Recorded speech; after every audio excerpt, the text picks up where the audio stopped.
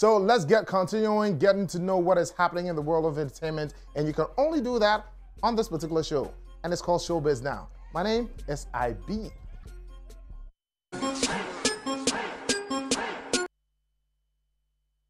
DJ and Kill Beat finally patch up. Just like a treasure, I'll keep coming back forever. You and I anyway. Oh yes, it's my pleasure. Body feels like a treasure. I'll keep coming back forever. You and I change the weather when you dance on my island. Based Ghanaian artist Fuse DJ has finally come out to rubbish claims that he sacked his producer Kill Beat from his mansion. And according to him, earlier reports, Kill Beat regularly hangs out with loads of male friends in the mansion, not just smoking and drinking, but also banging girls in the house. Simply put, Kill Beat turned the house belonging to Fuse ODJ into a house of ill repute. Well, Fuse, who couldn't brief Ghanaians on what sparked the beef between them, said that it was just a minor argument that happened between he and his producer, and he stated emphatically that he never drove his sound engineer, that is Kill Beat, out of the house. He later said that it was normal for people who are in a family to fight each other, adding that he and his producer are cool now. Well, the 29-year-old singer added that he is yet to release an album featuring Kill Beat, just so to let Ghanaians know that there's no beef between them at all. And I quote, "I'm also so excited to bring Kill Beat on this album. I'm working with other producers too." Well, Fuse has released a new single titled Island, which according to him was inspired by Latin sounds throughout his recent travels, and the song has global attention now. Well, 14 companies, I don't make money from church. This is coming from Reverend Obofo. So after dashing out brand new cars to some hardworking church members, Reverend Obofo has revealed the secret behind his success and how he makes money to buy all the expensive cars and houses.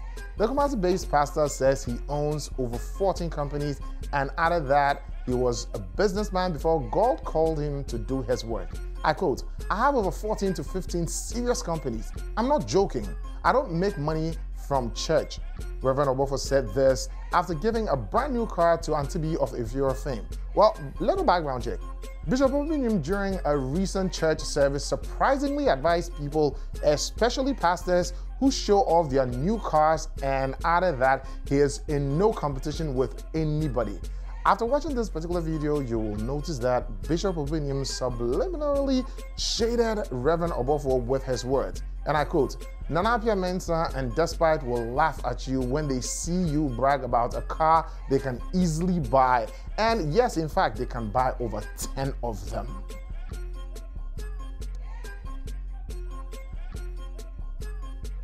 Okay, now let's check out what is happening in the foreign front. So we have Janet Jackson, we have John Legend, and we have a lot of these other celebrities who are going to be headlining the 2018 Global Citizen Festival in New York City.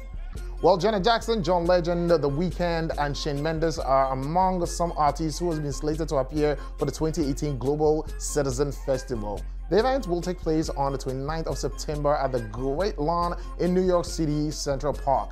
Hugh Jackman and Deborah Lee Furness will host the festival, which calls on all world leaders to achieve the United Nations Substantial Development Goals and end extreme poverty by 2030.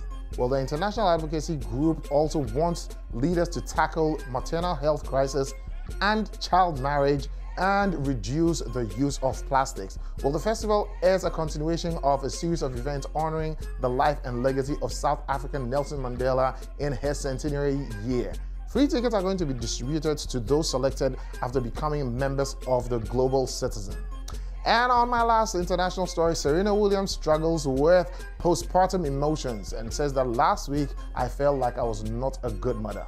So when the tennis legend Serena Williams pulled out of the Rogers Cup on Saturday, August 4th, she cited personal reasons. 2 days after the 23 times Grand Slam winner elaborated on her decision in an honest post on Instagram. Well, I quote, "Last week was not easy for me. Not only was I accepting some tough personal stuff, but I just was in a funk. Mostly, I felt like I was not a good mother," wrote Serena Williams on Monday, August 5. Well, the 36-year-old who welcomed her first child, daughter Alexis Olympia, in September 2017 noted that she read several articles that said postpartum emotions can last up to about 3 years if not dealt with. To ease her symptoms, the athlete revealed that she has been talking things through with some women, including her sister and mom, Rosin Price. Well, that is Serena Williams over there. Now, let's continue with the box office. That is top 10 actors who recently went broke. And making it to number 6 is Burt Reynolds.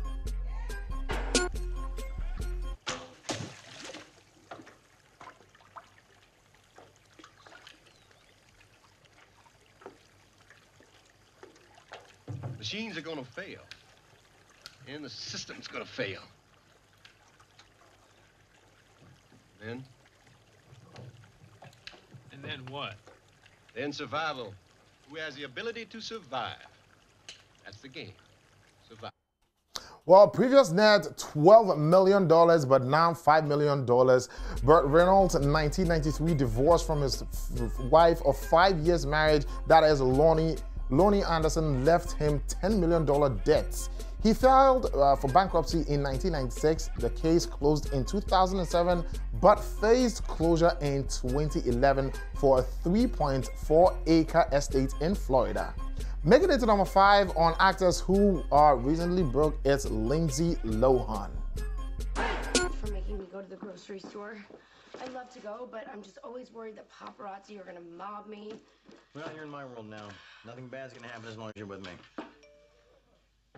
What? Lilo steals sunglasses from a mentally disturbed high school student? I can't believe they could just lie like that. She's not... Previously, Lindsay was worth $30 million in net, but now she is worth $2 million. Well, Lindsay used to command a £5 million on a film.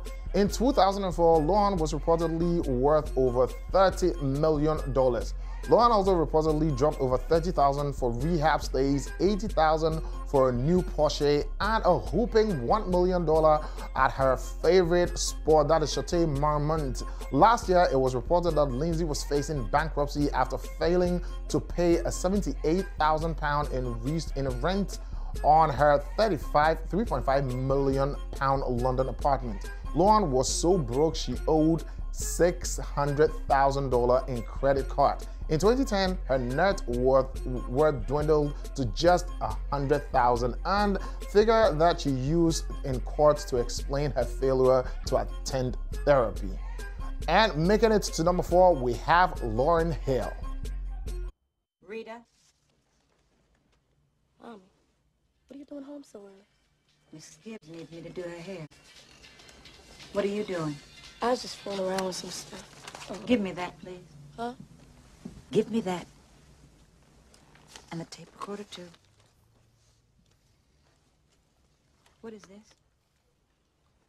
Lauryn Hill's previous net worth was $35 million, but now $2 million. And Lauryn is an actor/musician, and the miseducation of Lauryn Hill sold more than 8 million copies.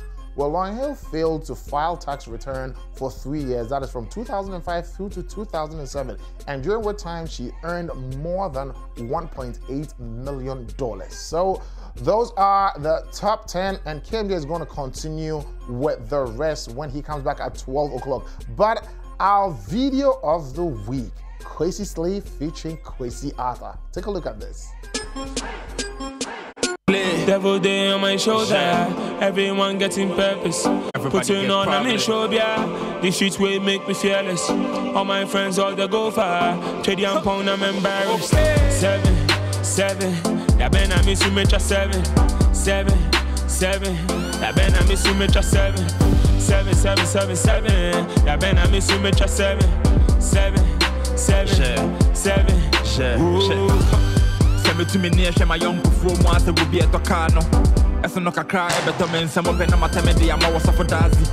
If you are bonting, I will be here in Ampano when you are me prepare no. Say a message no when I'm a sicker and so a papa can have my taxi my bread.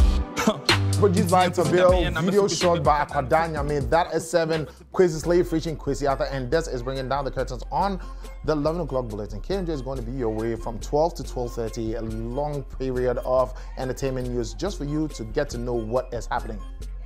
Just keep the channel here on Joy Prime.